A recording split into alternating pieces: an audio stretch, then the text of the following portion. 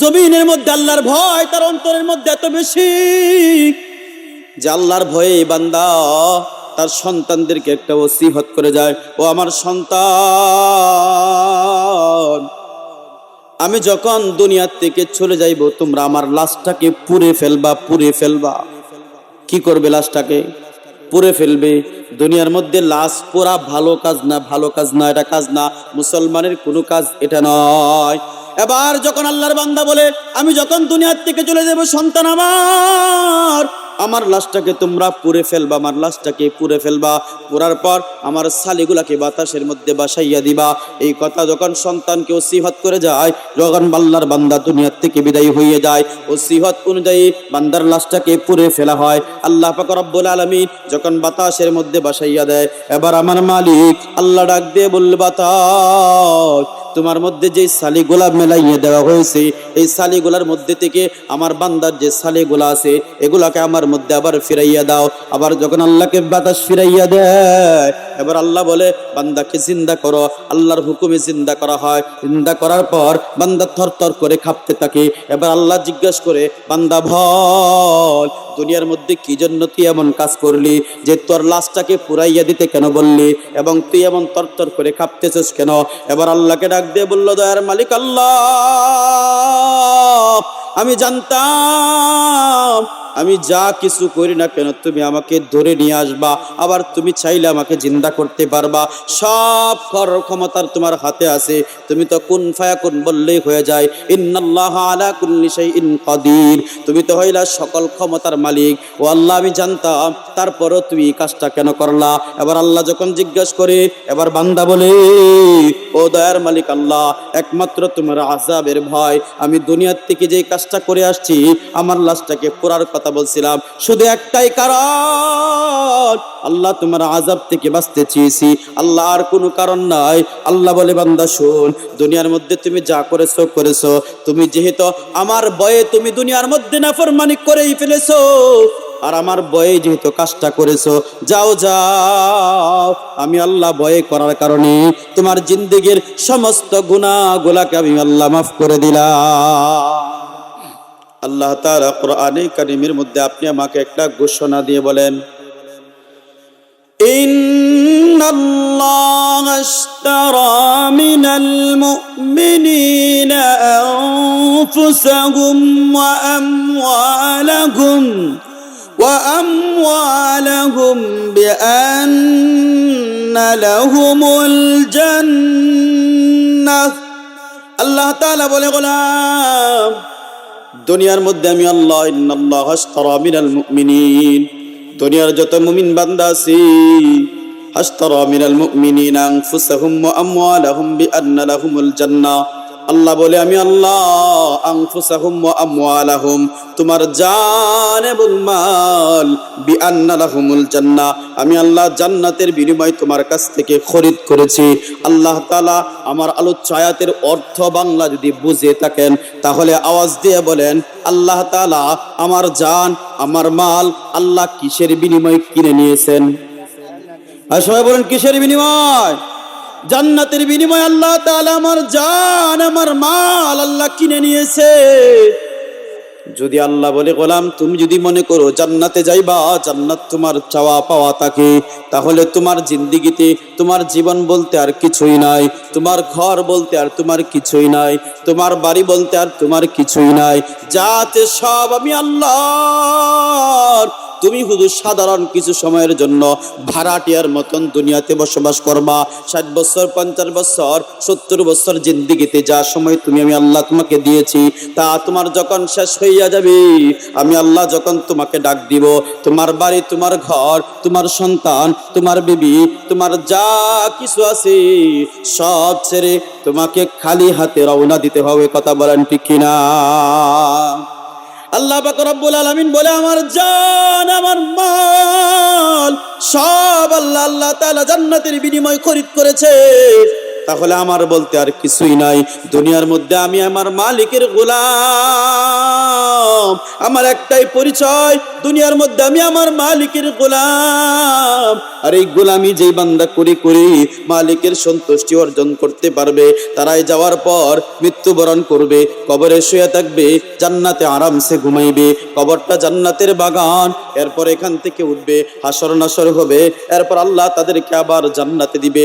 এমন এক জান্নাত, যে জান্নাতের মধ্যে কোনো কষ্ট থাকবে না, যে জান্নাতের মধ্যে কোনো ক্লান্তি থাকবে না, যে জান্নাতের মধ্যে কোনো পেরেশানি থাকবে না, যে জান্নাতের মধ্যে কোনো টেনশন থাকবে না, যে জান্নাতের মধ্যে কোনো চাওয়া পাওয়া থাকবে না। বান্দা চাইবে আর হাজির হইয়া যাবে। এমন একটা জিন্দেগি দরকার নাকি যেখানে আসি শুধু টেনশন টেনশন টেনশন, ছেলে কথা শুনে না, বিবি কথা শুনে না, ভাই কথা শুনে না, ভাইয়ের সাথে দ্বন্দ্ব জমি নিয়া বাড়ির মধ্যে ভালো লাগে না, বিভিন্ন রকমের ঝামেলা সংসারের মধ্যে চলতেই থাকে, সারাদিন টেনশন টেনশন। এই দুনিয়ায় থাকতে চাই না এমন জান্নাতে যাইতে চাই, যেখানে যাওয়ার পর মালিক আল্লাহ একবার যখন প্রবেশ করাইয়া দিবে, প্রবেশ করার পর বান্দা যখন ঢুকবে সেখানে শুধু শান্তি আর শান্তি। এমন জান্নাত চাই কি চাই না? আমরা সবাই চাই। তাহলে আল্লাহ বলে, শোন বান্দা, দুনিয়ার মধ্যে তাহলে তোর কোনো ইচ্ছা বলতে কোনো কিছু নাই। দুনিয়ার মধ্যে আমি আল্লাহ তোকে দুনিয়ার মধ্যে ইবাদতের জন্য প্রেরণ করেছিলাম। আল্লাহ তাআলা কোরআনে কারীমের মধ্যে বলেন যে আমি আল্লাহ তোকে দুনিয়ার মধ্যে ইবাদতের জন্য পাঠাইছি। আল্লাহ নিজে বলেন, ওয়ামা খালাকাতুল জিন্না ওয়াল ইনসা ইল্লা লিয়াবুদুন। আল্লাহ তাআলা বলে, বান্দা শোন, আমি আল্লাহ তোকে বড় মায়া করে বানাইছি, বড় মায়া করে বানাইছি। তোর মা তোকে বানাই নাই, তোর বাবা তোকে বানাই নাই, তোর আত্মীয় স্বজন তোকে বানাই নাই, আমি আল্লাহ তোকে বানাইছি। কে বানাইছে আমাদেরকে বলেন? ওরে দোস্ত, দুনিয়ার কোনো পিতা কোনো মানুষ সন্তান জন্ম দেওয়ার মতন ক্ষমতা রাখে না। আল্লাহ চাইলে পিতা বিহীন দুনিয়ার মধ্যে সন্তান জন্ম দিতে পারে। আবার আল্লাহ যদি চায়, স্বামী স্ত্রী, একজন স্বামী 1000টা বিয়ে করার পরও তার কোনোদিন সন্তান হবে না, সন্তান হবে না। সন্তান দেওয়ার একচ্ছত্র মালিক কে? আরো জোরে বলুন কে? সন্তান দেওয়ার মালিক আল্লাহ, না দেওয়ার মালিক আল্লাহ। দুনিয়ার মধ্যে আমার মা আমাকে বানাই নাই, আমার বাবা আমাকে বানাই নাই। আল্লাহ বলে, বান্দা শুন, আমি আল্লাহ তোকে একটা নাপাক শুক্রাণু থেকে আমি আল্লাহ তোকে বানাইছি। আপনি আমার কোনো অস্তিত্ব ছিল না, আপনি আমার কোনো পরিচয় ছিল না, আমি অস্তিত্বহীন ছিলাম, আপনি আমার কোনো পরিচয় সমাজের মধ্যে ছিল না। এমন একটা সময় আসবে যে সময় আবার আপনি আমার কোনো অস্তিত্ব এবং আমার কোনো পরিচয় সমাজের মধ্যে থাকবে না, বিলীন হইয়া যাবে, সব শেষ হইয়া যাবে। ওরে দোস্ত, কিন্তু দুনিয়ার মধ্যে আপনি আমি যা করতেছি, যা না করতেছি, দুনিয়ার মধ্যে হয়তো আমরা অন্যায় করতেছি, মালিকের গোলামি করতেছি না, কিন্তু মনে করতেছি যে আমার মালিক আল্লাহ তো দেখে না। না না, আল্লাহ দেখে না, আল্লাহ দেখে। কিন্তু দেখার পরও আল্লাহ আপনি আমাকে ছাড় দিয়েছে, ছেড়ে দেয় নাই। আল্লাহ শুধু কিন্তু সময় দেওয়ার জন্য, কারণ দুনিয়ার মধ্যে আল্লাহ বলে, তোমার জন্য যে দুনিয়াটা দিয়েছি, এই দুনিয়াটাকে আমি আল্লাহ দিয়েছি তোমার দুনিয়ার সময়টুকু পরীক্ষা করার জন্য। কি করার জন্য বলেন? দুনিয়ার 60 বছর 50 বছরের জিন্দেগি তুমি যা পেয়েছো, পুরা সময়টা আমি আল্লাহ তোমাকে দিয়েছি পরীক্ষা করার জন্য। আল্লাহ তাআলা কোরআনে কারীমের সূরাতুল মুলকের 2 নম্বর আয়াতের মধ্যে আল্লাহ বলেন, আল্লাযী খালাকাল মাউতা ওয়াল হায়াতা লিয়াবলুয়াকুম আইয়ুকুম আহসানু আমালা ওয়া হুয়াল আজিজুল গফুর। আল্লাহ তাআলা বলে, আল্লাযী খালাকাল মাউত, আমি আল্লাহ তোমার মৃত্যু নির্ধারিত করেছি। আল্লাহ বলে, কার মৃত্যু নির্ধারিত করেছে? আমার মৃত্যু নির্ধারিত করেছে।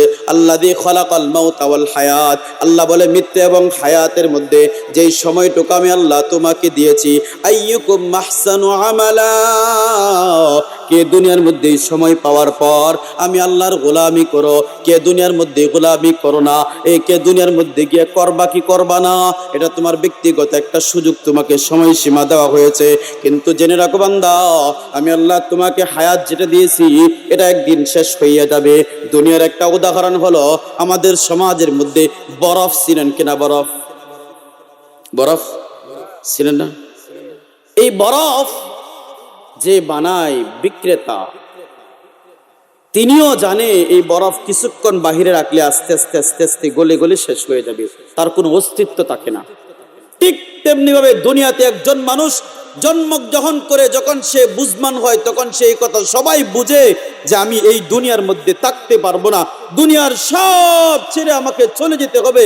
শুধু চলে যাব না, এই দুনিয়ার থেকে আমার অস্তিত্বহীন হয়ে যেতে হবে। আমার শরীর, আমার বডি, আমার সৌন্দর্য, আমার কিছুই থাকবে না, সব শেষ হয়ে যাবে। অন্ধকার কবরের মধ্যে আমার যাত্রা শুরু হবে। কত লম্বা সময় কবরে শুয়ে থাকবো কেউ জানে না, কতদিন থাকবো কেউ জানে না, কত সময় থাকবো কেউ জানে না। কিন্তু বান্দা দুনিয়ার মধ্যে থেকে যা অন্যায় করেছে, যা নাফরমানি করেছে, যা গুনাহ করেছে, বান্দার কবরের মধ্যে যাবে। বান্দা যদি নেক আমল করে থাকে তাও বান্দা কবরের মধ্যে পাবে। বান্দা যদি নেক আমল করে থাকে বান্দা কবরের মধ্যে পাবে। বান্দা যদি বদ আমল করে থাকে, আল্লাহর নাফরমানি করে থাকে, তাও বান্দার সাথে যাবে। বান্দা যখন কবরের দিকে রওনা হইয়া যাবে, বান্দার সাথে বান্দার ছেলে যাবে না, বান্দার মেয়ে যাবে না, বান্দার ভাই যাবে না, তার আপনজন কেউ যাবে না। যেই মানুষের জন্য মানুষ জীবন পর্যন্ত দিয়ে দেয়, বিবির জন্য মানুষ অনেক মানুষ জীবন দিয়ে দেয়, ছেলের জন্য জীবন দিয়ে দেয়। বলুন তো দেখি, বুদ্ধিমান মানুষ হয়ে থাকলে আপনারা আমার কথার উত্তর দেন। আপনি যখন কবরের দিকে রওনা দিবেন, আপনার ছেলে আপনার সাথে যাবে, আপনার বিবি যাবে, আপনার আপন ভাই যাবে, আপনার বাবা যাবে? কেউ যাবে না কবরের মধ্যে। তাহলে যাবে কে? আপনার আমল। আপনি দুনিয়াতে যা করতেছেন সব আপনি অন্ধকার কবরে গেলে পাবেন। রব্বুল আলামিন আল্লাহ তাআলা বলে, গোলাম, গুনাহ কাকে বলে? গুনাহ কাকে বলে বলুন তো দেখি, গুনাহ কাকে বলে? বুঝেন না এই কথা? না, গুনাহ কাকে বলে এটা বুঝেন কি?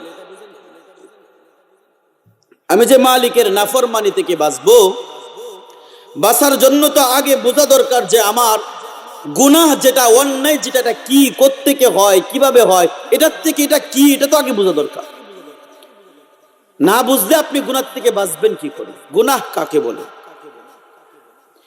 এক নাম্বার, রাসূলুল্লাহ সাল্লাল্লাহু আলাইহি ওয়াসাল্লাম বলে, বান্দা শোন, গুনাহ হলো এমন কাজকে বলা হয় যেই কাজ মালিকের সন্তুষ্টি থেকে অসন্তুষ্টি কার্যে পৌঁছাইয়া দেয়, যেই কাজ তোমাকে জান্নাত থেকে ফিরাইয়া জাহান্নামের দিকে নিয়ে যায়, ওই প্রত্যেকটি কাজকেই গুনাহ বলা হয়। গুনাহ কাকে বলে? যেই কাজ মালিকের জান্নাত থেকে ফিরাইয়া জাহান্নামের দিকে নিয়ে যায়, যেই কাজ মালিকের নাফরমান বান্দা বানায়, যেই কাজ দুনিয়ার মধ্যে মালিকের অসন্তুষ্টি শিখায়, এই প্রত্যেকটি কাজকেই গুনাহ বলা হয়। গুনাহ দুই প্রকার। গুনাহ কয় প্রকার? সবাই বলে গুনাহ কয় প্রকার? গুনাহ দুই প্রকার। এক নাম্বার গুনার নাম হলো গুনাহে কবিরা। যেই গুনাহ তওবা ছাড়া আল্লাহর কাছে কখনো ক্ষমা হয় না, ক্ষমা হয় না।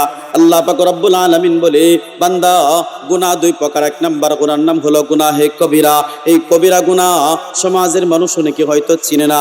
দুনিয়ার মধ্যে বান্দা গুনাহ করার থেকে বাঁচতে হবে, এই কবিরা গুনাহ থেকে বাঁচতে হবে। দুই নাম্বার গুনার নাম হলো সগীরা গুনাহ। এক নাম্বার গুনাহ যেটা কবিরা গুনাহ, এই হারগুলা অনেকগুলা কাজ হচ্ছে। এক নাম্বার হলো কাউকে হত্যা করা। কাউকে কি করা? হত্যা করা। চুরি করা কবিরা গুনাহ। হত্যা করা কি গুনাহ? কবিরা গুনাহ। চুরি করা কবিরা গুনাহ। মিথ্যা কথা বলা কবিরা গুনাহ। এই সমাজের মানুষ মিথ্যাকে গুনাহ মনে করে না। কথা বলেন ঠিক কিনা? এখন তো এমন এক যুগ আসছে, ফোন দইরে বলে, ভাই সাহেব কোথায় আছেন? বলে অমুক জায়গায় আছি। কোথায় আছেন আপনি? যদি তাকে আপনাদের বাজারে বলে আছি হোসেনপুর। এরকম সাধু বাবা মানে আপনাদের এলাকায় নাই। আমাদের ঢাকা শহর অনেকে এরকম সাধু বাবা আছে। যদি তাকে এলাকায় এখনো বের হয়েছে মাত্র, জিজ্ঞাসা করে কোথায়? আরে ভাই হোসেনপুর আইছে। আসো হোসেনপুর, কথা ঠিক আছে, হোসেনপুর থানায়। আল্লাহ আমাদেরকে মাফ করুন। ভাই দোস্ত বুজুর্গ, মিথ্যা কথা বলা কবিরা গুনাহ, কিন্তু আমরা মিথ্যা বলি, এটাকে কোনো গুনাহই মনে করি না। তিন নম্বর কথা হলো ভাই দোস্ত বুজুর্গ, সুদ খাওয়া কবিরা গুনাহ। সুদ এই সমাজের কেউ খায় না। আপনাদের এলাকায় সুদ থাকবে কোথায়? কি কয়?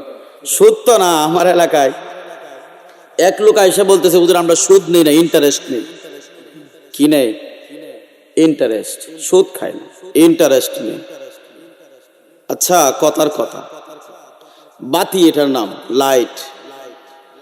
কেউ নাম পাল্টায় যদি বলে লাইট না, এটা কালো, তাহলে কি এটাকে পরিবর্তন হয়ে যাবে না? এটাই থাকবে। কথার কথা, আপনার নাম আব্দুর রহিম, কেউ নাম পাল্টায় বলে আব্দুর রহিম না, তোর নাম তা কালকের থেকে জামাইলিয়া। নাম পাল্টাইলে কি লোক পাল্টে যাবে না? লোক যেটা আছেন এটাই থাকবে। সুদ যেটা আল্লাহ কোরআনে কারীমের মধ্যে রিবা বলেছেন, হারাম বলেছেন, সুদ সুদেই থাকবে। আপনি যা পাল্টান তাতে আছে গুনাহ, কিছু যায় না। সুদ হারাম হারামে। সুদ খাওয়া কি গুনাহ? কবিরা গুনাহ। সুদ খাওয়া কি গুনাহ? কবিরা গুনাহ। নামাজ ত্যাগ করা কবিরা গুনাহ। এই সমাজে কোনো মুসলমান নামাজ ত্যাগ করে না। করে? আপনাদের সমাজও করে? আজব কারো। আমি তো ভাবছিলাম শুধু আমার ঢাকা শহরে মানুষ যাতে চাকরি করে সময় পায় না তারাই শুধু নামাজ ত্যাগ করে। আমাদের এখানেও করে। তাহলে না, আল্লাহ আমাদেরকে নামাজ, আল্লাহর হুকুম আদায় করার তৌফিক দান করুন। নামাজ ত্যাগ করা কি গুনাহ? কবিরা গুনাহ। এই গুনাহগুলা হচ্ছে কবিরা গুনাহ। সগীরা গুনার দুইটা পথের কথা বলি। এক নম্বর কথা, বান্দা দুনিয়ার মধ্যে অহেতুক কথাবার্তা বলা হলো সগীরা গুনাহ। অপ্রয়োজনীয় কথা বলা, এটা কি গুনাহ? সগীরা গুনাহ। আমরা মনে করি, অনেক মানুষের দেখবেন রাস্তাতে গেলে কার বুঝা যায় অমুক আইতেছে, কারোর সাথে না কারোর সাথে কথা কইতেই থাকে। অহেতুক, প্রয়োজনে আল্লাহকে ডাকে না, কিন্তু অহেতুক কথা বলে। আল্লাহ মাফ করুন। অপ্রয়োজনীয় কথা বলা, অহেতুক রাগ করা। রাগ আছে কিনা আমাদের শরীরে? আমরা রাগ করা যেটা একটা গুনাহ, এটা কোনোদিন শুনছে? শুনেন নাই না? অহেতুক রাগ করা এটাও সগীরা গুনাহ। অহেতুক রাগ করা, অনেক মানুষ আছে অহেতুক রাগ করা, আনতাছি কোনো কাজে না, এটাও সগীরা গুনাহের অন্তর্ভুক্ত। আল্লাহ তাআলা আমাদেরকে গুনাহ থেকে বাঁচার তৌফিক দান করুন। বললাম গুনাহের কথা। এই গুনাহ আমরা যারা করতেছি, যা করতেছি গুনাহ, আপনি আমি যা করতেছি, এই গুনাহগুলা সব লেখা হইতেছে। রাসূলুল্লাহ সাল্লাল্লাহু আলাইহি ওয়াসাল্লাম বলেন, একজন ইমানদার দুনিয়ার মধ্যে একটা গুনাহকে কেমন মনে করে জানেন? কেমন মনে করে? যে একটা বড় পাহাড় মাথার উপর ঝুলে আছে, কখন জানি মাথার উপর পড়ে যায়। একজন ইমানদার বান্দা একটা গুনাহকে পাহাড়ের মতন মনে করে।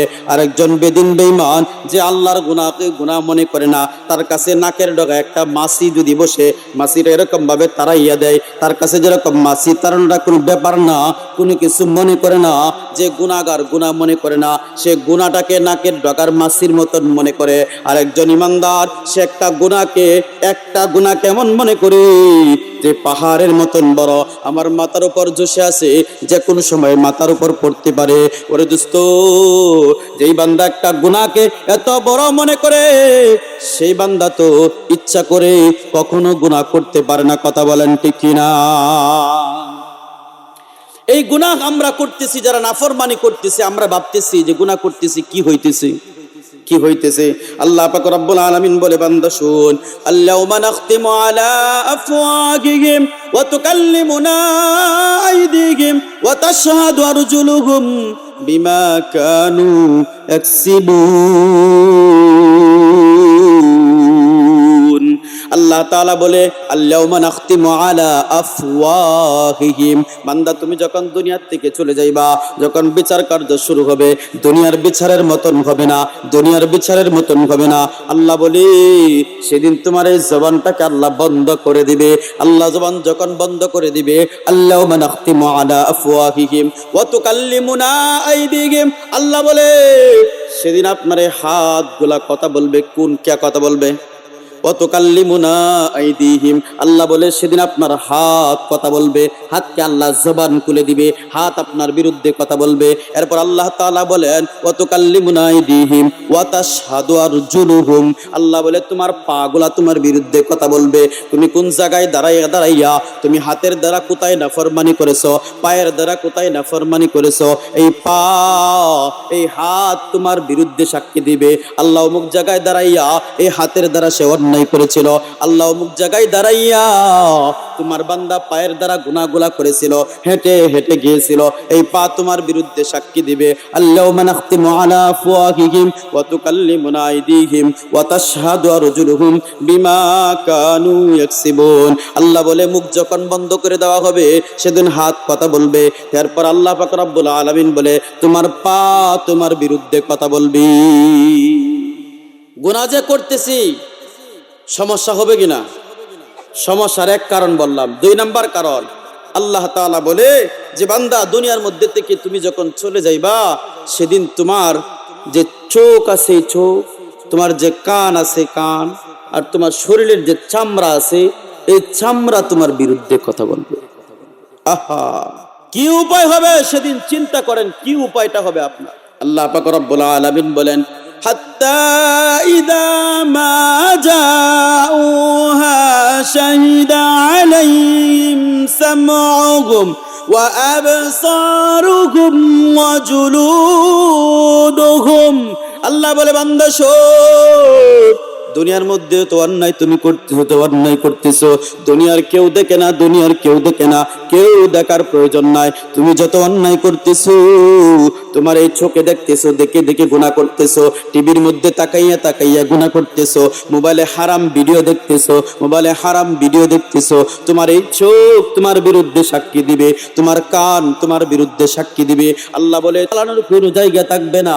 ওরে বান্দা তুমি গুনাহ করতেছো, মনে করতেছো আমাকে দুনিয়ার কেউ দেখে না, রাতের বেলা ঘরের মধ্যে শুয়ে শুয়ে তুমি অন্ধকার একটা ঘর, যেখানে তোমার বাবা নাই, তোমার বাবা হয়তো দেখে না, যেখানে তোমার কোনো বন্ধু দেখে না, যেখানে তোমার কোনো ভাই দেখে না, তুমি ঘরের মধ্যে শুয়ে শুয়ে মোবাইলের মধ্যে টিভির মধ্যে বিভিন্ন রকমের হারাম ভিডিও দেখতেছো। দেখো দেখো, এই দুনিয়ার মজা একদিন শেষ হইয়া যাবে, দুনিয়ার সময় একদিন শেষ হইয়া যাবে। যেই হাত দিয়ে তুমি দেখতেছো, যেই চোখ দিয়ে তুমি দেখতেছো, যেই কানে তুমি শুনতেছো, সেই কান তোমার চোখ তোমার কান তোমার এই চামড়া গোলা সেদিন মালিকের আদালতে সাক্ষী দিবে। আল্লাহ তোমার এই নাফরমান গোলা জমিনের মধ্যে দাঁড়াইয়া দাঁড়াইয়া অমুক জায়গায় গুনাহ করেছিল, এই হাত তোমার বিরুদ্ধে সাক্ষী দিবে, তোমার পা সাক্ষী দিবে, তোমার কান সাক্ষী দিবে, তোমার চোখ সাক্ষী দিবে, তোমার চামড়া সাক্ষী দিবে। আপনি আমার শরীরের মধ্যেই 5 জন সাক্ষী আল্লাহ দাঁড় করাবে। সাক্ষী আপনার শরীরের মধ্যে 5 জন। এরপর আল্লাহ তাআলা তো সূরাতুল জিলজালের মধ্যে বলে আল্লাহ বান্দা শোন, জমিনের মধ্যে যেখানে দাঁড়াইয়া আজকে জমিন কথা বলতে পারে না, ইয়াউমাইদিন তুহাদ্দিসু আখবারাহা, আল্লাহ বলে এই জমিনের আল্লাহ জবান খুলে দিবে, জমিনের জবান খুলে দিবে, এবং আল্লাহ বলবে এই জমিন তোর ভিতরে যা আছে সব বের করে দে। জমিন কথা বলতে থাকবে, আল্লাহ অমুকের সন্তান অমুক, অমুকের সন্তান অমুক, সে জমিনের মধ্যে দাঁড়াইয়া দাঁড়াইয়া তোমার নাফরমানি গুলা করেছিল, আল্লাহ আমি দেখেছিলাম, কিন্তু তার তোমার হুকুমের কারণে আমি তার কিছুই করতে পারি নাই। ও দয়ার মালিক আল্লাহ, আজকের দিনে আমি সাক্ষী তোমার বান্দাই নাফরমানি গুলা জমিনের মধ্যে করেছিল। শেষ আরেকজন সাক্ষী আছে। আল্লাহ তাআলা সূরাতুল ফাজরের মধ্যে বলেন কিরামান কাতিবিন,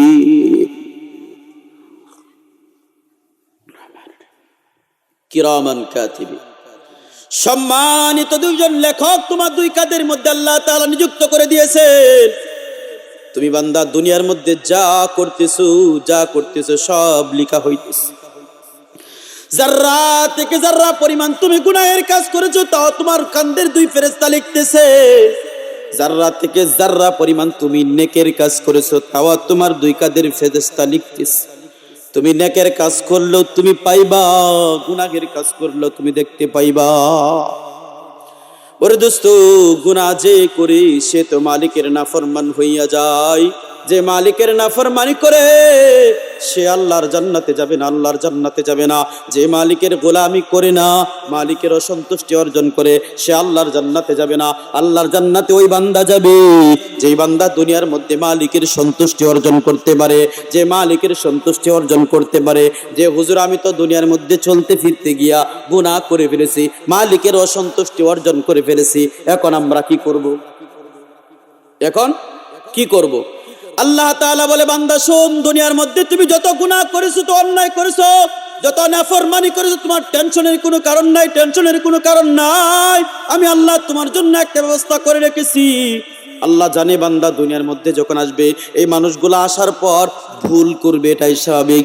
দুনিয়ার মধ্যে মানুষ ভুল করবে, এটাই স্বাভাবিক। মানুষ ভুল করবে না তা কখনো হতে পারে না, কারণ আল্লাহ তো মানুষের জন্য জান্নাত জাহান্নামের ব্যবস্থা করেছে।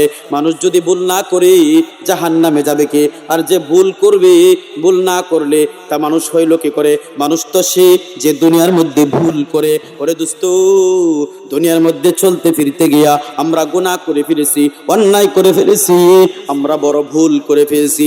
আল্লাহ বলে, তোর কোনো টেনশনের কিছুই নাই, তোর টেনশনের কিছুই নাই। তোর জন্য আমি আল্লাহ একটা ব্যবস্থা করে রাখছি, যেই পন্থাটা তুই অবলম্বন করবি, 50 বছর পর্যন্ত জীবনে গুনাহ করেছো, 60 বছর পর্যন্ত গুনাহ করেছো, 30 বছর পর্যন্ত গুনাহ করেছো, শুধু দিল থেকে একটা কথা উচ্চারণ করবি, আর আমি আল্লাহকে তুই আল্লাহ বলে বিশ্বাস স্থাপন করবি।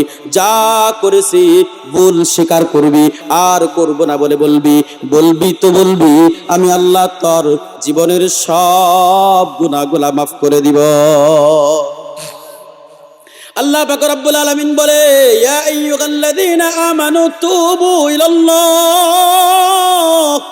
তাওবাতান নাসুহা। আল্লাহ ইমানদারদেরকে ডেকে বলে, ইয়া আইয়ুহাল্লাযীনা আমানু, হে ইমানদারের দল, তুবু ইলাল্লাহ, তোমরা আল্লাহর কাছে তওবা করো, আল্লাহর কাছে তওবা করো। তুবু ইলাল্লাহ, কেমন তওবা করবা, কেমন তওবা করবা? আল্লাহ বলে, তুবু ইলাল্লাহি তাওবাতান নাসুহা, খাঁটি তওবা করবা, খাঁটি তওবা করবা। যদি খাঁটি তওবা করতে পারো, তওবার মতন তওবা হয়, তুমি জিন্দেগি যত গুনাহ করেছো, যত গুনাহ করেছো, আমি আল্লাহ সব গুনাহগুলা তোমার মাফ করে দিব। বলুন সুবহানাল্লাহ। একটা ওয়াকিয়া শোনাবো কি আপনাদেরকে? একটু সময় দিবেন কি? একটা ঘটনা শোনাবো আপনাদের, তাহলে বুঝে আসবে সহজে যে আপনি গুনাহ যে করেছেন, যত গুনাহই করেন আল্লাহ মাফ করে দিবে, এটা সহজে বুঝে আসবে। আল্লাহর নবী সাল্লাল্লাহু আলাইহি ওয়াসাল্লামের সাহাবী হযরত ওমর নবী রাসূল সাল্লাল্লাহু আলাইহি ওয়াসাল্লামের কাছে আগমন করলেন। চোখের পানি ছেড়ে ছেড়ে কান্না করে ওমর।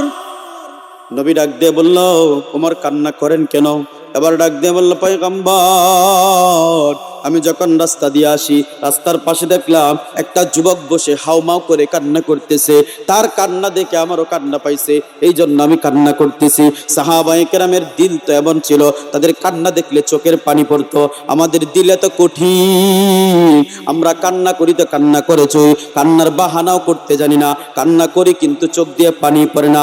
সাহাবায়ে কেরাম হাত তুলতেন আর চোখ থেকে টপ টপ করে পানি পড়তেন, কারণ আল্লাহর নবী বলে, দুনিয়ার মধ্যে কোন একজন ইমানদার, কোন একজন মুসলমান যখন আল্লাহ তাআলার ভয় তার অন্তরের মধ্যে নিয়ে মালিকের কাছে যখন চোখের পানি ছেড়ে কান্না করে, আল্লাহ তাআলা বলে, বান্দার চোখের পানিটা নাকের ডগায় আসার আগে আগে আল্লাহ তার জিন্দেগির সমস্ত গুনাহগুলা মাফ করে দেন। আল্লাহ তার জিন্দেগির সমস্ত গুনাহগুলা মাফ করে দেন। সাহাবায়ে কেরাম কারো কান্না দেখলে তারাও কান্না করতেন। তিনি বলেন, আমি রাসূল দেখলাম একজন যুবক রাস্তার পাশে বসে বসে কান্না করতেছে। রাসূল বলে, যাও যাও যুবকটাকে নিয়ে আসো, কি জন্য কান্না করে তার কাছ থেকে শুনতে চাই। আল্লাহর নবীর সাহাবী গিয়ে বললেন, পয়গম্বর তোমাকে ডাকছে, তুমি কি জন্য কান্না করতেছো? জিজ্ঞাসা করতে চাই, চলো চলো রাসূলের রওজায় চলো, চলো চলো রাসূলের পাশে চলো, রাসূল তোমার কাছ থেকে শুনতে চাই তুমি কি জন্য কান্না করতেছো। আল্লাহর নবী সাল্লাল্লাহু আলাইহি ওয়াসাল্লামের কাছে যুবক যখন এসে হাজির হয়, আল্লাহর নবী ডাক দিয়ে বলল, যুবক বল তুই কি জন্য কান্না করতেছো? বলে, রাসূল দুনিয়ার মধ্যে আমি অনেক অন্যায় করে ফেলেছি, আমি অনেক বড় অন্যায় করে ফেলেছি, দুনিয়ার সব চাইতে বড় গুনাহ করে ফেলেছি ও রাসূল, এই জন্য আমার গুনার ভয়ে আমি কান্না করতেছি। আল্লাহর নবী ডাক দিয়ে বলে, যুবক আমার মালিকের আরশ কুরসি থেকেও কি তোর গুনাহ বড়? বলল হ্যাঁ হ্যাঁ, মালিকের আরশ কুরসি থেকে আমার গুনাহগুলা বড়। বলল কি গুনাহ করেছে বলো? না না, বলা যাবে না। আল্লাহ নবী বলে বল আমার মালিকের রহমত থেকেও কি তোর গুনাহ বড়? বলল হ্যাঁ হ্যাঁ, আপনার মালিকের রহমত থেকেও বড়। বলল যুবক তোর ধারণা নাই, বল তুই কি গুনাহ করেছিস? এবার যুবক চোখের পানি ছেড়ে দিয়ে বলে, হে রাসূল, আমি দুনিয়ার মধ্যে একজন কাফন চোর ছিলাম। কাফনের কাপড় চুরি করতাম, কাফনের কাপড়গুলা চুরি করে করে ধুয়ে বিক্রি করতাম, ইহার মাধ্যমে সংসার চালাইতাম। আমি যখন একদিন কাফন চুরি করতে যাই, কাফনের কাপড়টা যখন নিয়ে আসি, তখন তাকাইয়া দেখি কবরের মধ্যে একজন সুন্দরী রূপসী নারী দেখা যায়। তাকে দেখার পর আমার মনের মধ্যে শয়তান ধোঁকা দিয়েছে, মনের মধ্যে একটা খারাপ ধারণা আসছে যে এত সুন্দর একটা যুবতী তুই কোত্থেকে পাবি, তার সাথে খারাপ কাজ কর। এখন যদি না করো আর কখন করবা? এখন তো তুমি করলে আর কেউ তোমাকে কিছু বলতে পারবে না। বলুন নাউজুবিল্লাহ। এবার যুবক বলে, রাসূল আমি যখন তাকে দেখলাম, দেখার পর মনে হইল এত সুন্দরী মানুষ, আমি তার সাথে খারাপ কাজ করার জন্য ইচ্ছা পোষণ করলাম। তারপর মনে মনে চিন্তা করলাম না না, এই খারাপ কাজটা করা যাবে না। আমি চলে আসলাম। কিছু পথ আসার পর আবার মনে হইল এত সুন্দর আমি তো আর কোথাও পাবো না। আল্লাহর নবী বলি, এবার যুবক আবার কবরের মধ্যে যায়। কবরের মধ্যে যাওয়ার পর মহিলার সাথে জিনাহের কাজ করে। বলুন নাউজুবিল্লাহ। যখন এই কথা বলে আল্লাহর রাসূল ডাক দিয়ে বলল, যুবক আমার দরবার হইতে বের হইয়া যা, আমার দরবার হইতে বের হইয়া যা। তোর মতন নাফরমান আমার কাছে থাকলে আল্লাহর আযাব আসবে। অনেক বড় নাফরমানি করে ফেলেছি। যুবক তুই আমার দরবার হইতে বের হইয়া যা। যুবক নাসুর বান্দা, সে আল্লাহর রাসূল বের করে দিয়েছে, তাতে কি হয়েছে? সে রাস্তা দিয়ে যায়, আমার নবী বের করে দিয়েছে, তাতে কি হয়েছে? আমার মালিক আল্লাহ তো ক্ষমার জন্য আছে। দুনিয়ার মধ্যে যার কেউ নাই তার কে আছে? আরো জোরে বলুন কে? যার কেউ নাই তার আল্লাহ আছে। দুনিয়ার সব দরজা যেখানে বন্ধ হইয়া যায়, সেখানে সব দরজা বন্ধের পরেও একজনের দরজা খোলা, তিনি হলেন আপনি আমার মালিক আল্লাহ। কথা বলেন ঠিক কিনা? যুবক চিন্তা করলো, আমার নবী তারাইয়া দিয়েছে, তাতে কি হয়েছে? আমার মালিক আল্লাহ তো আছে। আমার মালিক যতক্ষণ ক্ষমা না করেছে ততক্ষণ পর্যন্ত আমি আর বাড়িতে ফিরে যাব না। কিতাব হাদিসের মধ্যে লেখা হয়, যুবকটা আবার পাহাড়ের মাথায় যায়। পাহাড়ের মাথায় যাইয়া বসে বসে চোখের পানি ছেড়ে ছেড়ে কান্না করে আর আল্লাহকে ডেকে বলে, ও দয়ার মালিক আল্লাহ, আমার নবী আমাকে তাড়াইয়া দিয়েছে, তাতে কি হয়েছে? তোমার দরজা তো খোলা। আল্লাহ আমি নাফরমানি করে ফেলেছি, গুনাহ করে ফেলেছি। আল্লাহ তুমি ছাড়া আমার গুনাহ ক্ষমা করনি ওলা আর কেউ নাই। ও দয়ার মালিক, যতক্ষণ পর্যন্ত ক্ষমা না করবা ততক্ষণ পর্যন্ত আমি যুবক এই পাহাড়ের মাথা থেকে যাব না। আমি আসছি তো যাব না, আমি এখানে আসছি, গুনাহ যতক্ষণ ক্ষমা না হবে ততক্ষণ পর্যন্ত আমি এখানে থাকবো। এবার যুবক কান্না করে, একদিন, 2 দিন, 3 দিন নয়, লম্বা সময় কান্নাকাটি করার পর আমার মালিক আল্লাহ যুবককে যখন ক্ষমা করে দেয়, জিবরাইল আলাইহিস সালাতু ওয়াস সালামকে বলে, জিবরাইল যাও যাও আমার নবীর কাছে গিয়ে 3টা প্রশ্ন করবা।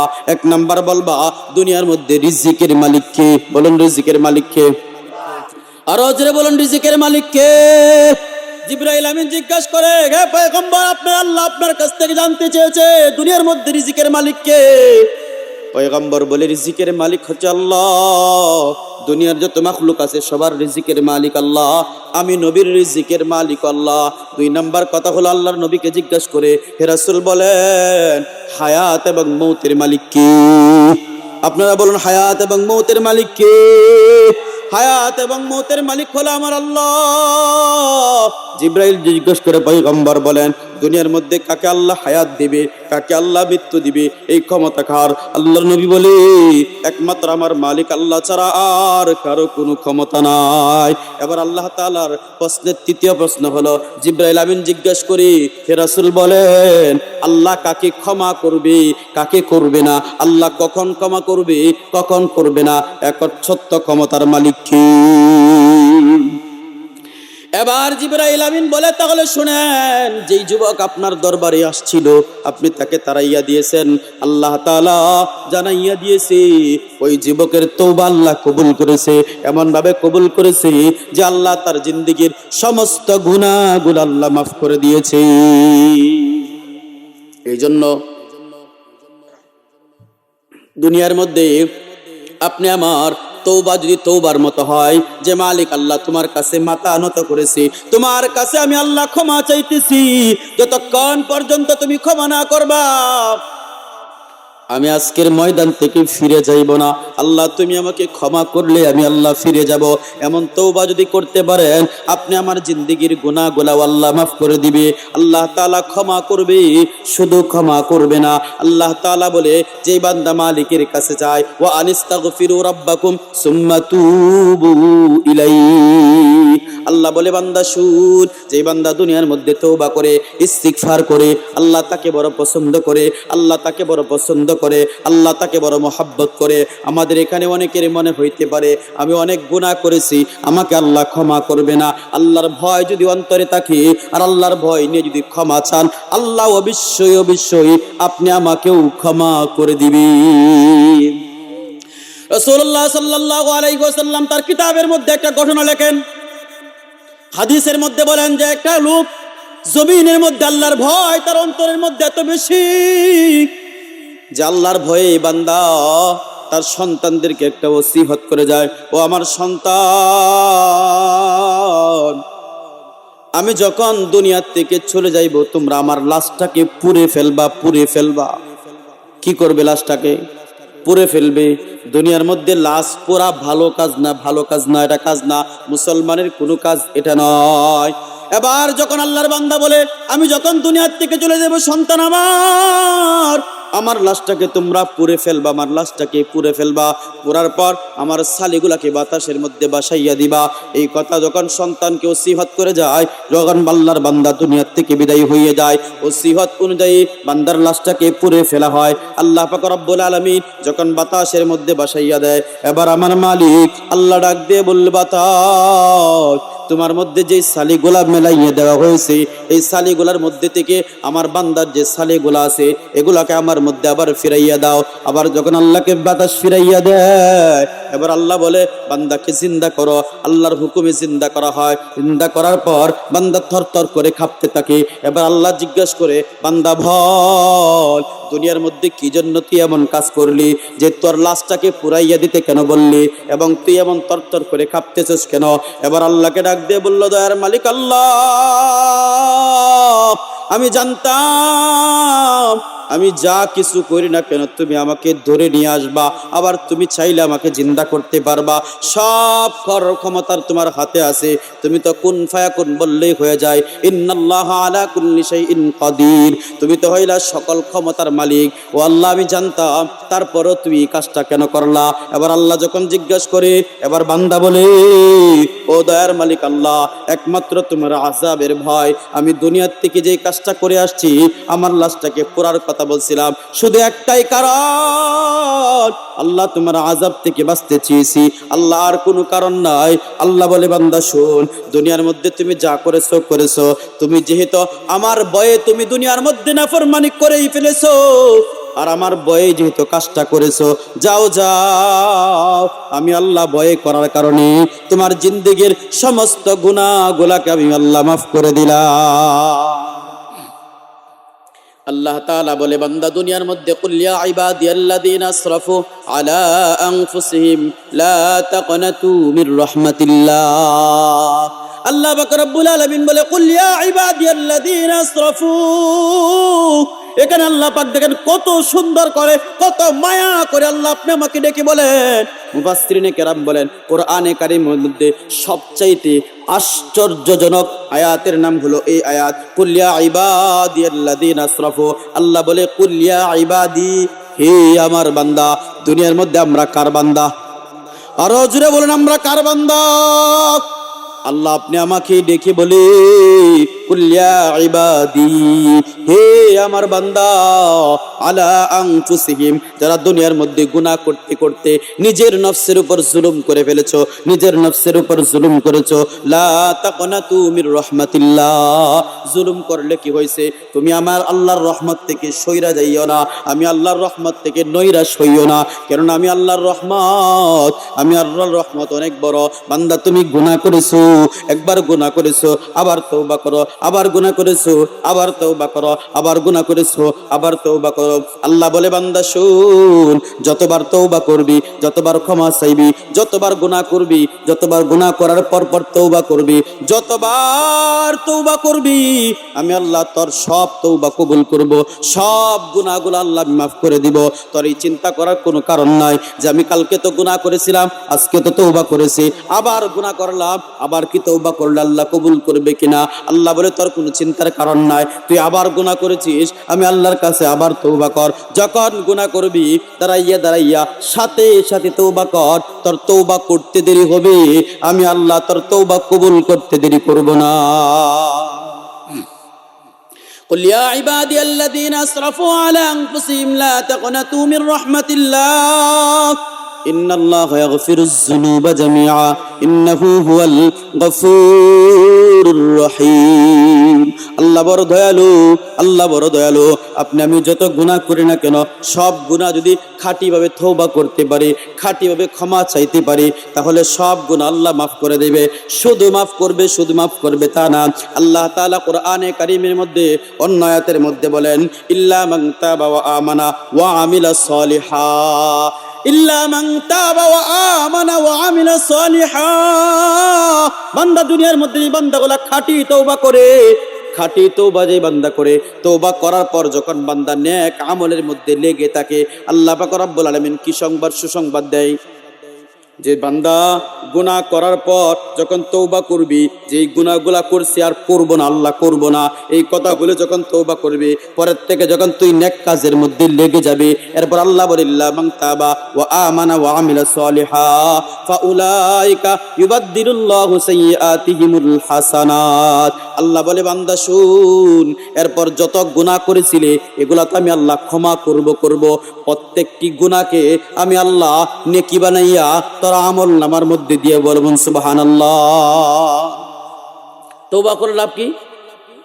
তওবা করলে লাভ হলো এক নাম্বার, যে দুনিয়ার মধ্যে আল্লাহ তাআলা বলে যত গুনাহ তুমি করেছো, যার গুনাহ যত বেশি, সে তওবা করার সাথে সাথে যখন এই কথা বলে তওবা করবে যে আমি আল্লাহ যত নাফরমানি করেছি, ভুল করেছি, আর করব না, এই অস্বীকৃতি যখন দিবে, দেওয়ার পর যখন বান্দা গুনাহের কাজটা ছেড়ে দিবে, নেকের কাজ যখন করতে থাকবে, তখন আল্লাহ বলে তুই পিছনে যত গুনাহ করেছিলে এগুলো তো আমি আল্লাহ ক্ষমা করেই দিয়েছি।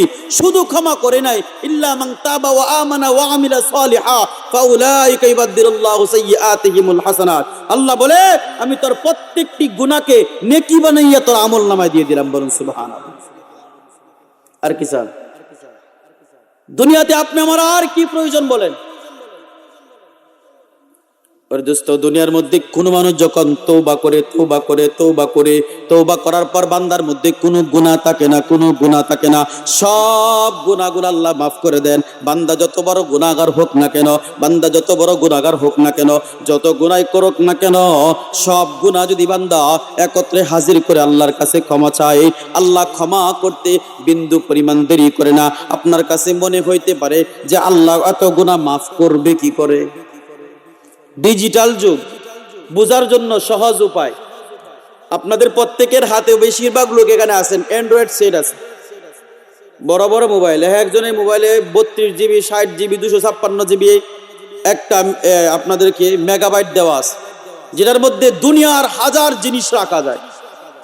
চাইলে বান্দা একবার ডিলিটের মধ্যে টিপ দিবে, সব পরিষ্কার।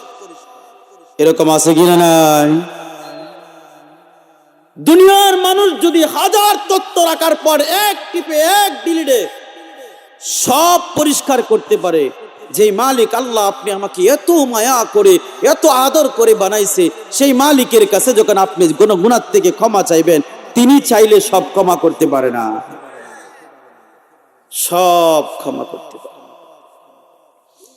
ওরে দোস্ত, দুনিয়ার মধ্যে আপনি আমাকে বড় মায়া করে আল্লাহ বানাইছে, বড় আদর করে আল্লাহ বানাইছে। আপনি আমাকে বড় মায়া করে বানাইছে।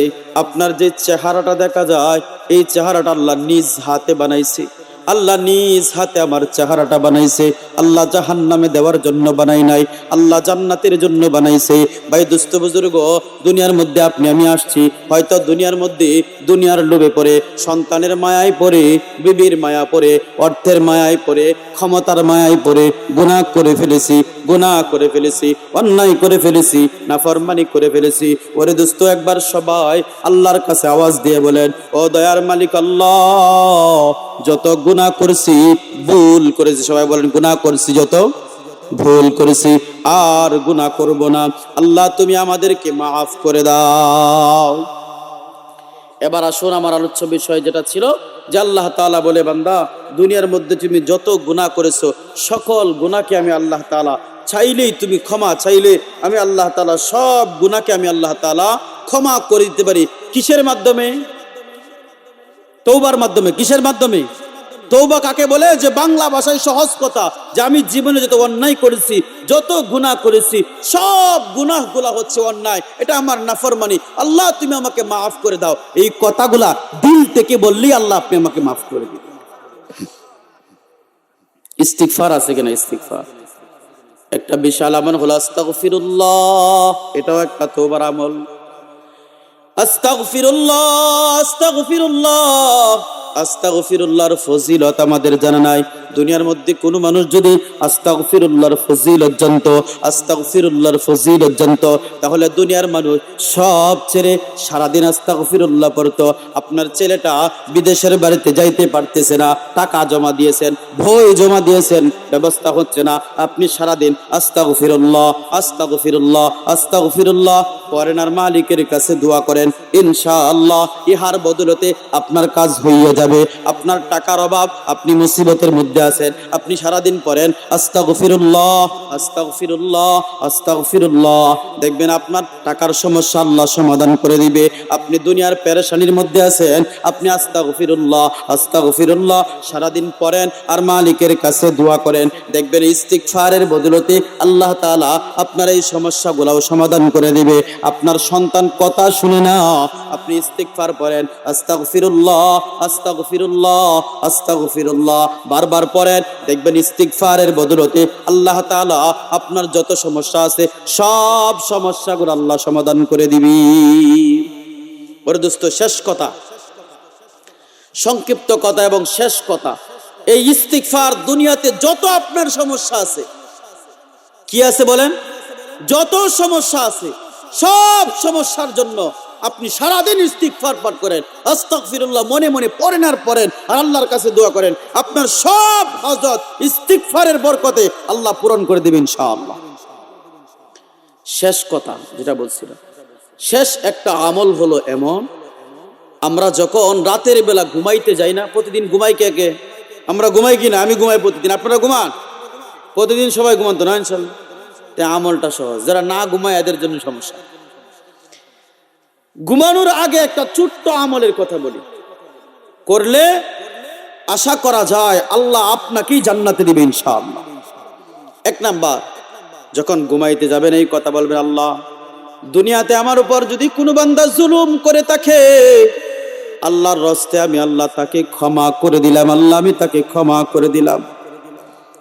আল্লাহ তাআলা বলে, ক্ষমা করার মতন একমাত্র গুণ হলো আমি আল্লাহর।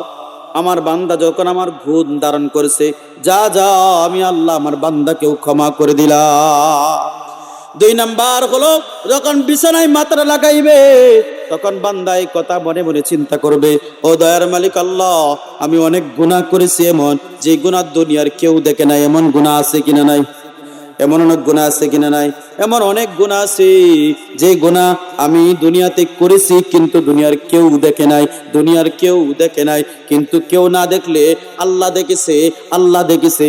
যখন মাথাটা বিছানার মধ্যে লাগাইবেন তখন এই কথাগুলা বলবেন, ও দয়ার মালিক আল্লাহ, যত গুনাহ করেছি, অন্যায় করেছি, নাফরমানি করেছি, আল্লাহ দুনিয়ার কেউ দেখ নাই, বিছানার মধ্যে মাথা লাগাইলাম, আল্লাহ ঘুম থেকে উঠতেও পারি, নাও উঠতে পারি, আল্লাহ যদি ঘুমের মধ্যে শেষ হইয়া যায়, ও দয়ার মালিক আর তো তওবা করতে পারবো না, আমি এখনই তওবা করলাম, আল্লাহ তুমি আমাকে মাফ করে দাও। এক নাম্বার কথা যে আল্লাহ কেউ যদি আমার উপর জুলুম করে থাকে আমি তাকে মাফ করে দিলাম। দুই নাম্বার কথা, আল্লাহ আমি যত অন্যায় করেছি, তো গুনাহ করেছি, আল্লাহ মেহেরবানি করে তুমি আমাকে মাফ করে দাও। দুই কথা বলতে কয় ঘন্টা লাগবে?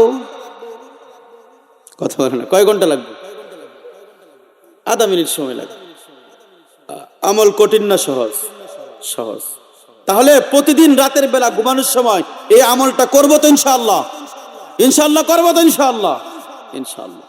এক নাম্বার আমল হলো যে প্রতিদিন ইস্তিগফার পড়বো, যত সমস্যা আছে সব সমস্যার জন্য আস্তাগফিরুল্লাহ, আস্তাগফিরুল্লাহ, আস্তাগফিরুল্লাহ, আস্তাগফিরুল্লাহ। আর বড়টা যেটা আছে এটাও যদি কেউ পারি পুরাটা পড়বো, না পারলে শুধু আস্তাগফিরুল্লাহ, আস্তাগফিরুল্লাহ পড়বো। দুই নাম্বার আমলের কথা বললাম, দুনিয়ার মধ্যে আপনি যদি জান্নাতের আশা করেন, জাহান্নাম থেকে বাঁচার আশা করেন, তাহলে প্রতিদিন রাতে ঘুমানোর সময় কাজ কয়টা করতে হবে? এক নাম্বার, যে আমার উপর কেউ জুলুম করে থাকলে তাকে ক্ষমা করে দিলাম, যদি আমি আল্লাহ গুনাহ করে থাকি আমাকে আপনি ক্ষমা করিয়া দিন।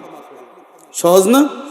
তিন নাম্বার কথা, কেউ যদি রিজিকের মধ্যে বরকত চায়, রাসূলুল্লাহ সাল্লাল্লাহু আলাইহি ওয়াসাল্লাম বলে সে যেন প্রতিদিন মালিকের কাছে গুনাহ থেকে তওবা চায়। চার নাম্বার, কেউ যদি হায়াতে বরকত চায়, যে আমার হায়াত দীর্ঘ হোক, আমি বরকত চাই, আমার হায়াত লম্বা হোক এটা আমি চাই, আমার হায়াত কাটো হোক এটা আমি চাই না, তাহলে আল্লাহর রাসূল বলে সে যেন প্রতিদিন মালিকের কাছে তওবা করে, ইস্তিগফার করে, বারবার মালিকের কাছে যেন ক্ষমা চায়। পারবো তো ইনশাআল্লাহ? আমরা গুনাহ থেকে বাঁচতে চাই। ভাই দোস্ত বুজুর্গ, কথা একটা বলছিলাম, আমাদের জান এবং মাল সব কার জানি? আরে বলেন, আরো জোরে বলেন, কার? সব হলো জান এবং মাল হলো আল্লাহ। কিন্তু আমরা দুনিয়ার মধ্যে যখন তাকি, নফস হয়তো বলবে না না না আমার টাকা অন্য জনকে দিয়ে দিব, এটা কি করে হয়? আপনার নফস এই কথা বলতে পারে।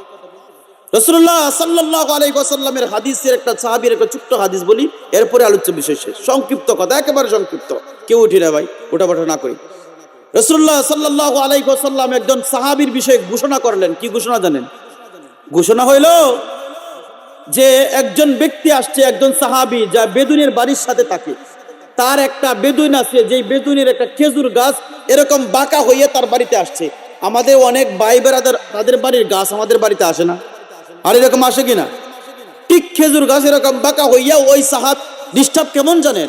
তার ডিস্টার্ব এমন হয় যে সে তার সন্তানগুলা খেজুর টুকাইয়া খায়, ওই বেদুইন তার সাথে বাজে আচরণ করে। আল্লাহ রাসূলের দরবারে হাজির, রাসূল ওই বেদুনের খেজুর গাছটা যদি আমাকে কিনে দিতেন তাহলে আমার বড় ফায়দা হইতো। এক হলো আমার পর্দার ডিস্টার্ব হয়, দুই নাম্বার হচ্ছে আমার সন্তানের উপর বাজে বাজে কথা বলে, যা আমার সহ্য হয় না। রাসূলুল্লাহ সাল্লাল্লাহু আলাইহি ওয়াসাল্লাম বললেন, সাহাবী আমি তোমাকে কোত্থেকে কিনে দেব? আমার তো নিজের ঘরেই খাবার নাই।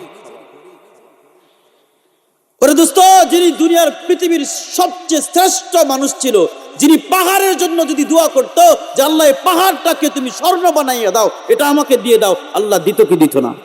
আর দিত কি দিত না?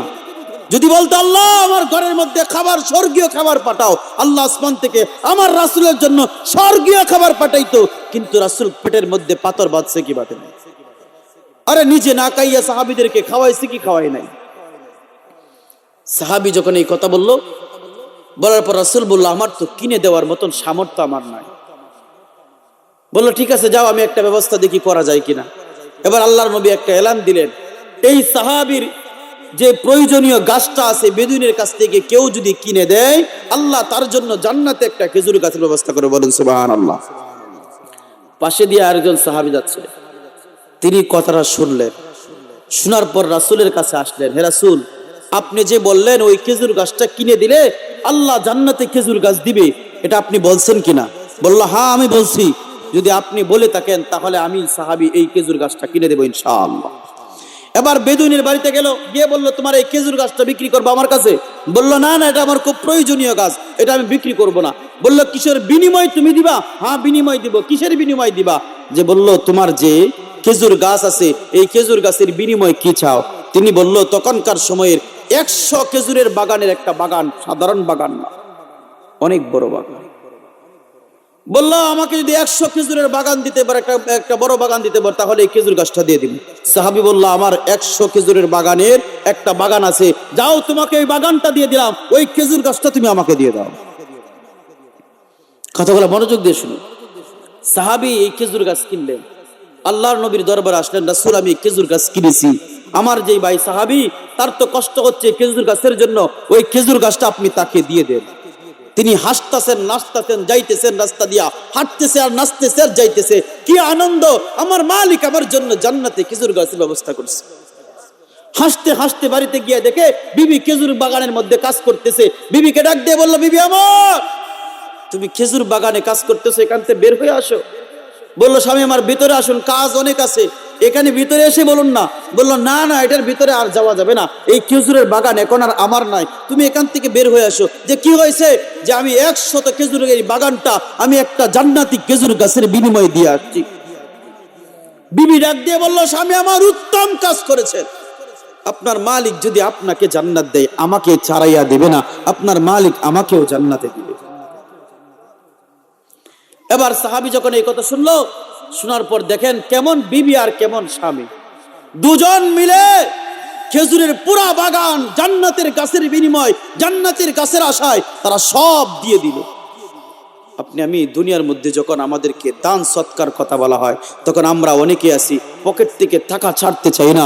ওরদুস্ত রাসূল বলে, সেই তো দুনিয়ার মধ্যে সবচেয়ে বড় দানবীর এবং সৎকারী ওই ব্যক্তি, যে দুনিয়ার মধ্যে হাজার কষ্টে টাকার পরও নিজের পকেটের টাকা অন্যের কষ্টের জন্য জরিয়া করার জন্য দান সৎকার করতে পারে। এর থেকে ভালো দান সৎকারী আর কে হতে পারে?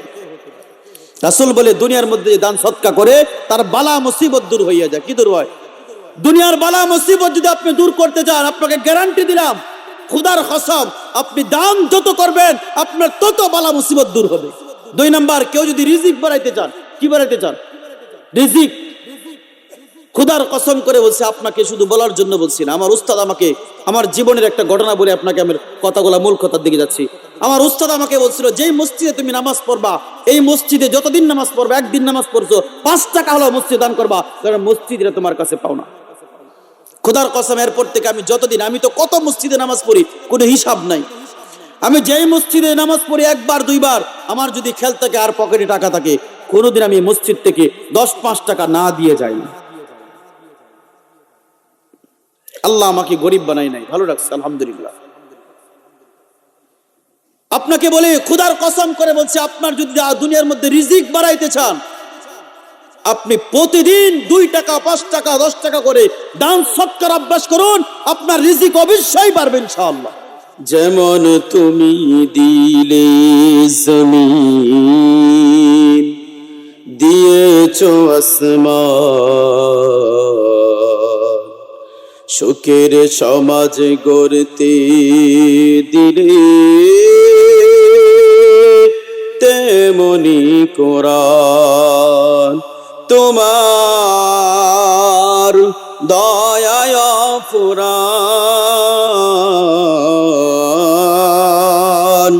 দয়ায় ফুরান, দয়ায় ফুরান।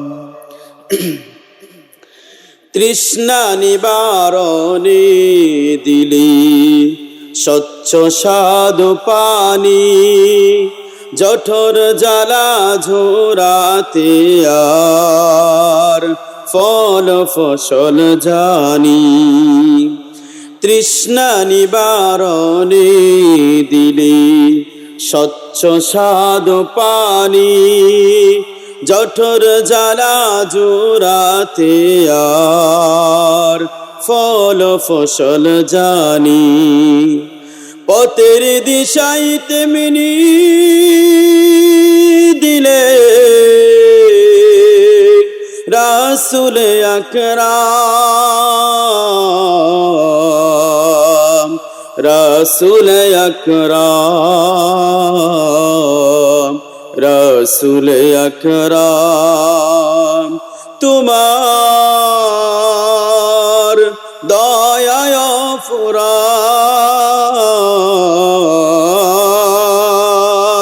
দয়ায় ফুরান, দয়ায় ফুরান। বৃষ্টি ঢেলে জীবন দিলি শুকনো মরুর বুকে, আদর সোহাগ দান করেছো নানা রঙের দুঃখে। বৃষ্টি ঢেলে জীবন দিলি শুকনো মরুর বুকে, আদর সোহাগ দান করেছো নানা রঙের দুঃখে।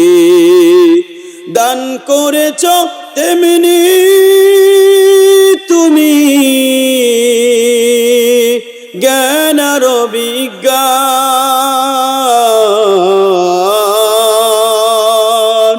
দয়ায় ফুরান, দয়ায় ফুরান, তোমার দয়ায় ফুরান, দয়ায় ফুরান, দয়ায় ফুরান।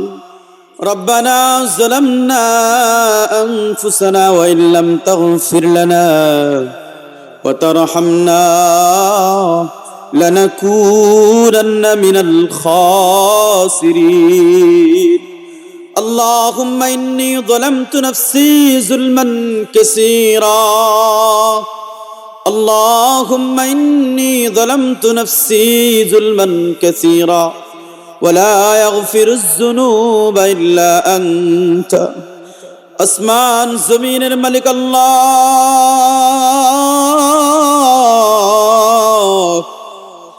জান্নাত জাহান্নামের মালিক আল্লাহ। ও দয়ার মালিক, তাকাইয়া দেখেন কত সাদা দাড়িওয়ালা মুরব্বীদেরকে নিয়ে হাত তুলেছি, কত যুবকদেরকে নিয়ে হাত তুলেছি, আলেমদেরকে নিয়ে হাত তুলেছি, আল্লাহ শিশু বাচ্চাদেরকে নিয়ে হাত তুলেছি, পর্দার আড়ালগত আমার মা এবং বোনদেরকে নিয়ে হাত তুলেছি। ও দয়ার মালিক আল্লাহ, আমাদের থেকে বড় গুনাহগার নাফরমান কেউ নাই, কিন্তু তোমার থেকে বড় দয়ালু আর কেউ নাই, তোমার থেকে বড় মায়াময় আর কেউ নাই।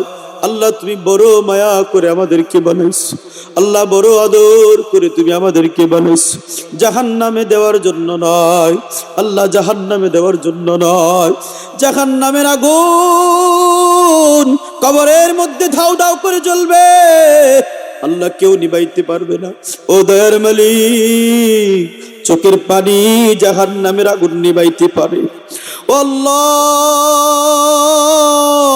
বড় আদর করে মানুষ বানাইছো, জাহান্নামে দেওয়ার জন্য নয়। আদর করিয়া মানুষ আল্লাহ বানাইয়া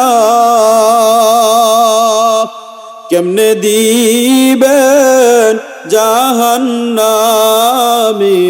ফেলিয়া। আদর করিয়া মানুষ আল্লাহ বানাইয়া কেমনে দিবেন জাহান্নামে ফেলিয়া। তওবা করে আবার তওবা আল্লাহ ভাঙ্গিলাম, অবশেষে খাঁটি তওবা করিলাম। ও দয়ার মালিক আল্লাহ, তাকাইয়া দেখেন আমরা গুনাহগার গুলা ভিক্ষুকের নেই দুটি হাত বিছিয়েছি। তুমি যদি আমাদের ক্ষমা না করো আর কে করবে ক্ষমা? তুমি যদি আমাদেরকে মাফ না করো আল্লাহ আর কে করবে মাফ? গুনাহ করতে করতে নিজের নফসের উপর অনেক জুলুম করে ফেলেছি, গুনাহ করতে করতে নিজের নফসের উপর অনেক জুলুম করে ফেলেছি। আল্লাহ আমাদেরকে খালি হাতে ফিরাইয়া দিও না রে আল্লাহ, মেহেরবানি করে আল্লাহ আমাদেরকে তুমি মাফ করে দাও। ও দয়ার মালিক আল্লাহ, তুমি আমাদেরকে মাফ করে দাও। আল্লাহ তুমি মাফ না করলে কে মাফ করবে? আল্লাহ তুমি ক্ষমা না করলে আর কে করবে ক্ষমা? আল্লাহ কি করে তোমার কাছে ক্ষমা চাইতে হয় তাও আমাদের জানা নাই। আল্লাহ কি করে তোমার কাছে ক্ষমা চাইতে হয় তাও আমাদের জানা নাই। আল্লাহ দুটি হাত তুলেছি, আল্লাহ তোমার কাছে আবদার করতেছি। আল্লাহ আল্লাহ তোমার কাছে কি করে চাইবা আমি জানি না, আমাদের জানা নাই। ও দয়ার মালিক, একটু রহমতের নজরে তাকাও। যখন গুনাহ করেছিলাম তুমি দেখেছো, তারপর আমাদেরকে ছেড়ে দিয়েছো, আজকের এই ময়দানে হাজির করেছো। আল্লাহ জান্নাতি বাগান, এখানে কত মানুষ দেখো তোমার ভয়ে কান্না করতেছে, আল্লাহ তাদের চোখের পানি ফেলতেছে। আল্লাহ তুমি চোখের পানিগুলা বৃথা দিও না। আল্লাহ প্রত্যেককে তুমি মাফ করে দাও। আল্লাহ প্রত্যেককে তুমি ক্ষমা করে দাও। ও দয়ার মালিক আল্লাহ, আমরা যারা হাত তুলেছি এখানে অনেকের মা নাই, অনেকের বাবা নাই। আল্লাহ এদের পিতা মাতা অন্ধকার কবরে চলে গেছে, তারা বড় অসহায়। আল্লাহ তারা বড় অসহায়। আল্লাহ তারা তোমার কাছে ক্ষমা চাইবে এই যোগ্যতাও নাই। দুনিয়ার নাফরমান তোমার কাছে ক্ষমা চাইতে পারে। আল্লাহ কবরের মধ্যে যেই মা যেই বাবা শুয়ে আছে তারা তো ক্ষমাও চাইতে পারবে না। এমন সন্তান এখানে আছে হয়তো নিজের বাবাকে নিজের মাকে নিজ হাতে কবরের মধ্যে রেখেছে। আল্লাহ তুমি তাদেরকে মাফ করে দাও। আল্লাহ তাদেরকে তুমি মাফ করে দাও। আল্লাহ তাদের কবরটাকে জান্নাতের টুকরা হিসেবে কবুল করে নাও। আল্লাহ তাদের কবরটাকে জান্নাতের টুকরা হিসেবে কবুল করে নাও। এই মাদ্রাসাকে তুমি কবুল আর মঞ্জুর করে নাও। আল্লাহ মাদ্রাসার ছাত্র শিক্ষক সকলকে কবুল করে নাও। মাদ্রাসার ছাত্র শিক্ষক সকলকে কবুল করে নাও। আল্লাহ তাদেরকে দিনের জন্য কবুল করে নাও। এই মহল্লাবাসীকে তুমি মাফ করে দাও। মহল্লাবাসী যত মানুষ চলে গেছে আল্লাহ সকলকে ক্ষমা করে দাও। যারা বেঁচে আছে আল্লাহ সকলকে নেক হায়াত দারাজ করে দাও। এই মাদ্রাসা মসজিদের সাথে এই মাহফিলের সাথে যত মানুষ লেগে আছে আল্লাহ সকলকে ক্ষমা করে দাও। যারা টাকা দিয়েছে, দান সদকা করেছে আল্লাহ প্রত্যেকের দানগুলা কবুল আর মঞ্জুর করে নাও। আল্লাহ প্রত্যেকের দানগুলা কবুল আর মঞ্জুর করে নাও। এই দানকে উসিলা করি আল্লাহ তাদের মিজানের পাল্লা তুমি ভারী করে দিও। আল্লাহ মিজানের পাল্লা তুমি ভারী করে দিও। আল্লাহ আল্লাহ এই দানকে উসিলা করিয়া নাজাতের ফয়সালা করে দিও। আল্লাহ নাজাতের ফয়সালা করে দিও। আল্লাহ ও দয়ার মালিক, এদেশের যত মানুষ প্রবাসে থাকে আল্লাহ তাদেরকে হার বালা মুসিবত থেকে হেফাজত করিয়েন। আল্লাহ হার বাজা মুসিবত থেকে হেফাজত করিয়েন। সুস্থ অবস্থায় আবার মায়ের কুলতদেরকে ফিরে দিয়েন ইয়া রাব্বাল আলামিন ইয়া আরহামার রাহিমিন। প্রত্যেকের কামাই রুজির মধ্যে খায়ের বরকত দান করিয়েন।